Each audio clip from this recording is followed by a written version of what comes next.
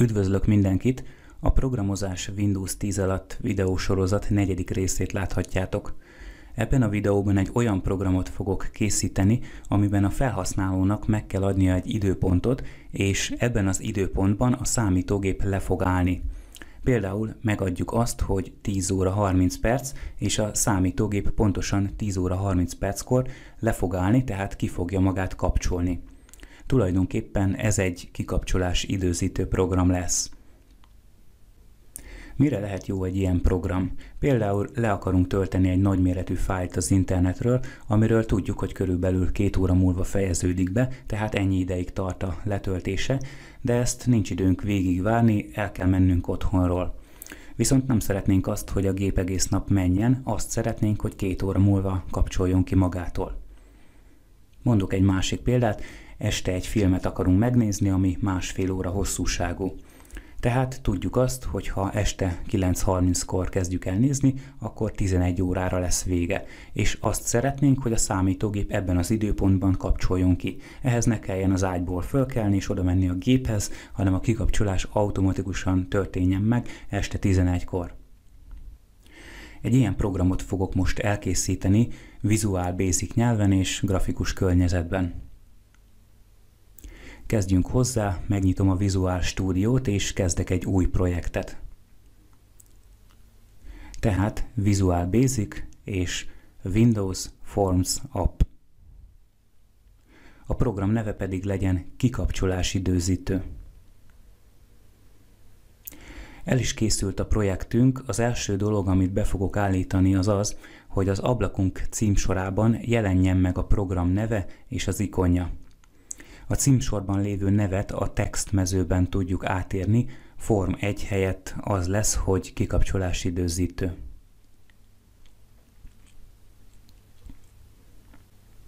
Az ikonnal kapcsolatos beállításokat szintén itt a tulajdonságoknál találjuk, annyi a dolgunk, hogy betallózzuk az ICO fájlt.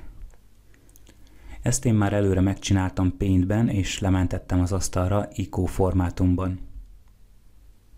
Az ablak címsorába rögtön be is kerül az ikon, viszont ahhoz, hogy a program is megkapja ugyanezt az ikont, ahhoz a projekt tulajdonságait is meg kell nyitni, és ott is be kell tallóznunk ugyanezt a fájlt. Most lefuttatom a programot, nézzük meg, hogy hol tartunk eddig. Van egy üres ablakunk, aminek a címsorában már ott szerepel a program ikonja és a program neve, de maga a program még nem csinál semmit. Csinálok a programunkról egy parancsikont az asztalra, ami azért jó, mert így könnyebben hozzáférhetünk és azonnal el tudjuk indítani. A program neve az az, hogy kikapcsolás időzítő.exe, és a parancsikon az pedig egy közvetlenül erre mutató hivatkozás.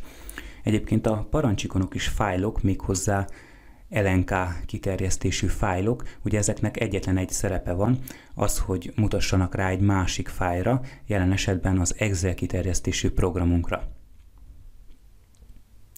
Az asztalon és a start menüben is általában ilyen LNK kiterjesztésű fájlok szoktak létrejönni, onnan ismerhetjük föl a parancsikonokat az asztalon, hogy az ikon bal alsó sarkában egy nyíl található, tehát ez jelzi azt, hogy ez nem maga a fájl, hanem csak egy rámutató hivatkozás.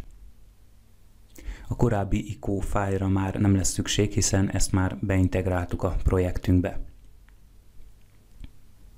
A program pedig innen az asztalról közvetlenül elindítható. Visszatérve a Visual Studióra, még egy dolgot be fogok állítani a Form 1-jel kapcsolatosan, mégpedig azt, hogy az ablak induláskor középen jelenjen meg. Ehhez a Start Position tulajdonságot kell átállítani Center Screenre, és ennek az lesz az eredménye, hogy az ablak a program indulásakor pontosan a képernyő közepén fog megjelenni. Teljesen mindegy, hogy milyen felbontású a kijelző, vízszintesen és függőlegesen is pontosan középre fog kerülni az ablak. Most gondoljuk végig, hogy mit fog csinálni a programunk. Az lenne a cél, hogy kapcsoljon ki a gép egy adott időpontban, például 11 órakor. Ahhoz, hogy a program ezt végre tudja hajtani, először is tudnia kellene azt, hogy mennyi a pontos idő. Addig hiába adok utasítást a programnak, hogy csináld meg ezt és ezt 11 órakor, ha nem tudja, hogy mikor van 11 óra.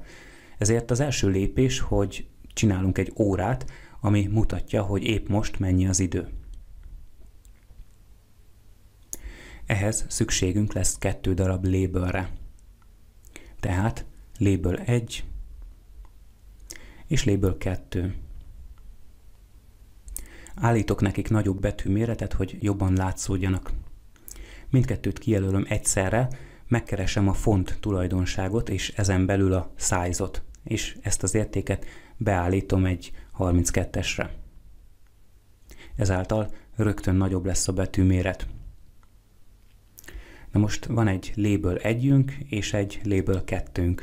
Ezek arra jók, hogy szöveges tartalmat jeleníthetünk meg bennük. A label 1-et azt rögtön át is írom, és azt fogom beleírni, hogy pontos idő, 2. pont. A label 2-be pedig bele fogok írni egy alapértelmezett időpontot, ami nem más, mint a 0 óra 0 perc, 0 másodperc, 2 pontokkal elválasztva. Amikor majd a programunk kész lesz és elindul, a 0 óra 0 perc helyett a pontos időt fogja mutatni, viszont ehhez majd kódolnunk is kell. Erre majd nem soká visszatérünk, alapértelmezett értéknek egyelőre jó lesz a 0 óra 0 perc. Ahhoz, hogy megjelenítsük a pontos időt, ahhoz szükségünk lesz egy újabb objektumra, aminek az a neve, hogy timer. Ezt a toolboxban találjuk, ugyanúgy be tudjuk húzni, mint a többi objektumot, annyi különbséggel, hogy ez nem fog megjelenni az ablakban, hanem alatta egy sávban fogjuk látni. A timer az tulajdonképpen egy háttérfolyamat, ami valamit csinál valamilyen időközönként. Ezt majd nem sokára meg fogjátok érteni, a lényeg az, hogy van egy folyamat, amit bizonyos időközönként meg kell ismételni, és ezt a folyamatot a timer fogja vezérelni a háttérben. Azt, hogy milyen időközönként kell megismételni, azt az intervall tulajdonság határozza meg.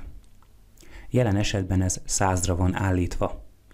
A 100 azt jelenti, hogy 100 millisekundum, vagyis másodpercenként 10-szer ismétel. Hogyha ezt a 100-as értéket én átírom 1000-re, akkor a timer 1000 millisekundumonként, vagyis 1 másodpercenként fogja végrehajtani a műveletet. Azt, hogy milyen műveletet, azt még nem tudjuk, mert nem programoztuk be. Annyit tudunk, hogy az utasítást, amit majd adunk neki, azt minden másodpercben el fogja végezni. Az enabled tulajdonságot megváltoztatom true-ra, ez annyit jelent, hogy a timer el fog indulni a program indulásával egy időben. Ha ezt false-on hagynám, akkor külön kellene elindítani, de én azt szeretném, hogy rögtön induljon, amint a program indul. Ezért ez az érték true. Most elkezdem beprogramozni a timert, hogy mindenki számára világossá váljon, hogy mire is való. Ha kétszer kattintok az objektumra, akkor megkapom a hozzátartozó forráskódot. És itt a private sub és az end sub sor közé kell írni azokat az utasításokat, amiket szeretnék, hogy a timer elvégezzen. Írok hozzá egy megjegyzést is. Tehát ebbe a részbe, ahol most villog a kurzor, a timer 1 nevű objektum parancsai kerülnek. És ezek a parancsok, amiket ide fogok írni, ezek másodpercenként egyszer le fognak futni. Egy pillanatra, ha visszamegyünk az ablakunkhoz, akkor láthatjuk, hogy a label 2 azt mutatja, hogy 0 óra 0 perc 0 másodperc. Nekünk azt kellene, hogy ne ezt mutassa, hanem a pontos időt. Viszont a pontos idő az egy olyan érték, ami minden másodpercben változik. Na ezért van szükségünk a timerre, hiszen az minden másodpercben lefuttatja a parancsot. A parancs pedig az lesz, hogy mutasd a pontos időt. A parancs úgy fog kinézni, hogy a label 2 szövege, vagyis a label2.text legyen egyenlő a time of day-vel. A time of day utasítás a pontos időt mutatja, de csak abban a pillanatban, amikor lekérdezzük. Ezért kellett az egész folyamatot egy timeren belül elhelyezni, hogy minden másodpercben kérdezzük le a pontos időt. És ez a sor azt jelenti, hogy a label 2-t, amiben jelenleg az van írva, hogy 0 óra 0 perc, azt írja felül a pontos idővel, és ezt minden másodpercben csinálja meg.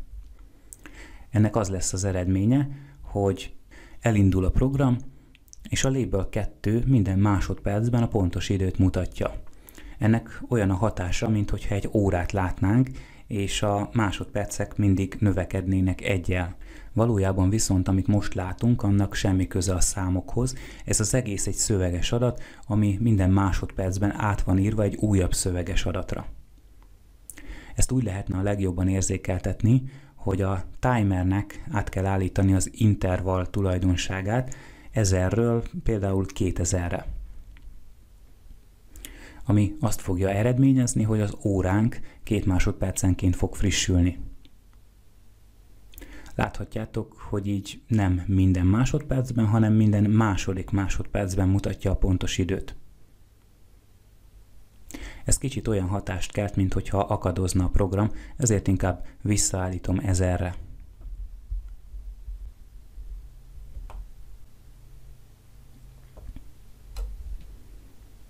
És amikor létrehoztuk a timert, akkor a kezdeti érték 100 volt, ami végül is maradhatott volna akár annyi is, csak akkor a timer másodpercenként 10-szer írta volna bele ugyanazt az eredményt a labelbe, ami teljesen fölösleges lenne, ezért állítottam be már rögtön az elején 1000-re.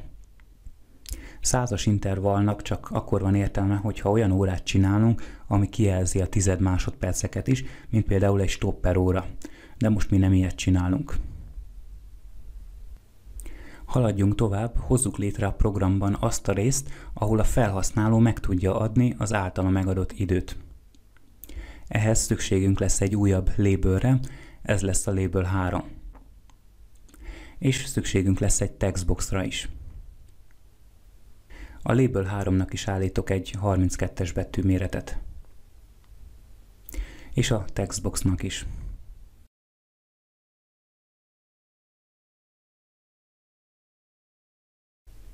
A label 3 szövegét átírom arra, hogy kikapcsolás 2. pont.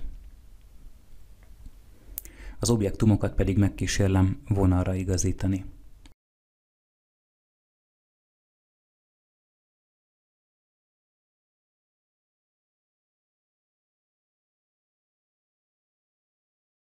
A programunk jelenleg ott tart, hogy mutatja a pontos időt, és alulra pedig be tudom írni, hogy mikor kapcsoljon ki a számítógép. Mondjuk beírom azt, hogy 9 órakor.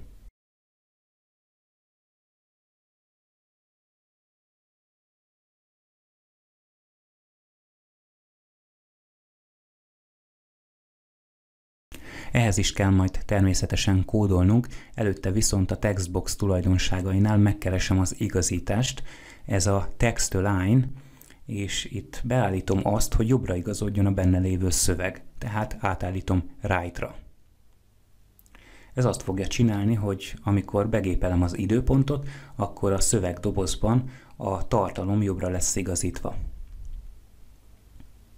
És akkor folytassuk tovább a kódolást. Ugye eddig a timer azt csinálja, hogy minden másodpercben beleírja a label 2-be a pontos időt. Maradunk a timer 1-en belül, a következő utasításunk egy feltételvizsgálat lesz.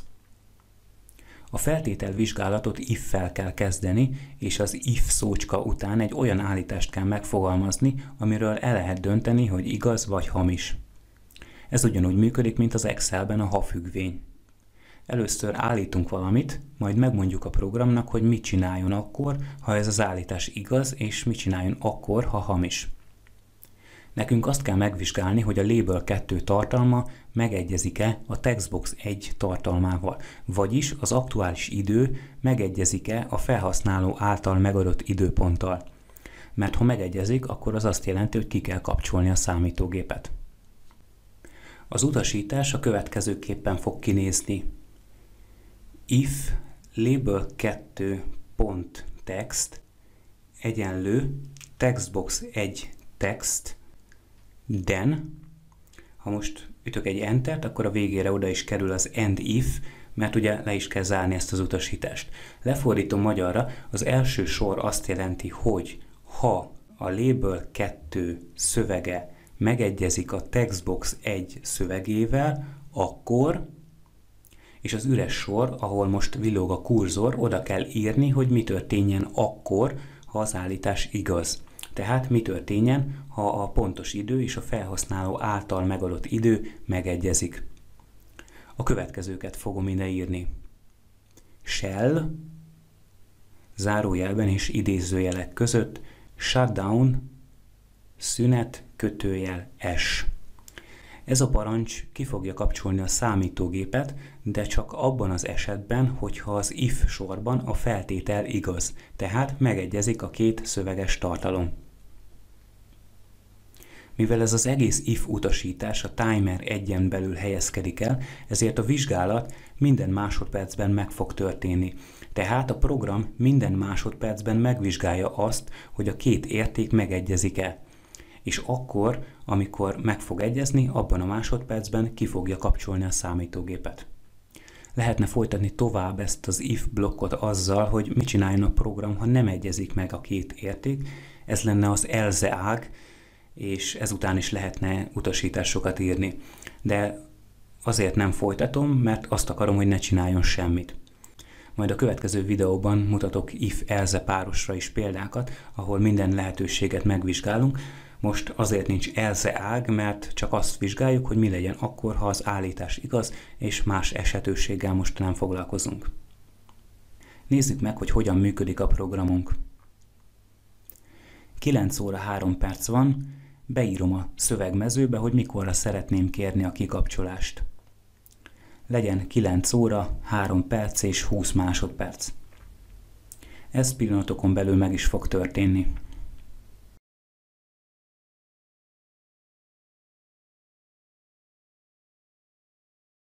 És tessék, ez az üzenet azt jelenti, hogy a számítógép néhány másodperc múlva le fogja magát állítani. Én ezt a folyamatot most gyorsan megszakítom, mert hogyha most hagynám kikapcsolni a gépemet, akkor a videófelvétel is megszűnne. A megszakításhoz egyébként egy hasonló utasítást kell begépelni a Windows 10-ben a futtatás mezőbe, annyi különbséggel, hogy a kötőjel A kapcsolót kell a végére írni. Ha nem szakítottam volna meg, akkor a program néhány másodperc múlva leállította volna a számítógépet. Tehát összefoglalva a program úgy működik, hogy minden egyes pillanatban mutatja a pontos időt, és összehasonlítja a szövegdobozba beírt értékkel. Ha a két érték megegyezik, akkor kiadja a leállítás parancsot a Windowsnak, és néhány másodperc múlva az le is fog állni. És ami nagyon érdekes, hogy egy nap 86.400 másodpercből áll. Hogyha pontban éjfélkor indítom el a programot, és azt állítom be, hogy 23 óra 59 perc 59 másodperckor kapcsoljon ki, a program egy egész napig fog futni, és 86.400-szor vizsgálja meg, hogy a két érték megegyezik-e. És meg is fogja csinálni ennyiszer, nem fogja megunni, az utolsó másodpercben fog csak egyezést találni, és ekkor fogja a számítógépet leállítani. Gondoljunk csak bele, hogyha nekünk embereknek kellene ennyiszer összehasonlítani két értéket, lehetetlen lenne. Ez a szép a programozásban, hogy ami az emberi agy számára megterhelő lenne, az a számítógépnek egy egyszerű rutin feladat. A programunk kész van, egy utolsó beállítást még elvégzek, állítok neki háttérszínt. Ezt a backcolor tulajdonságnál tehetjük meg, mondjuk legyen light blue, vagyis világos kék. Magát a programot és a program forráskódját le tudjátok tölteni a leírásban elhelyezett linkről. Ha gondoljátok, a videóban látottakat, próbáljátok megcsinálni magatok is. Remélem, hogy sikerült nektek hasznos dolgot mutatnom. Jelezzétek nekem egy lájkkal, ha szeretnétek még látni ehhez hasonló videókat itt a YouTube-on. Köszönöm szépen a figyelmet, sziasztok!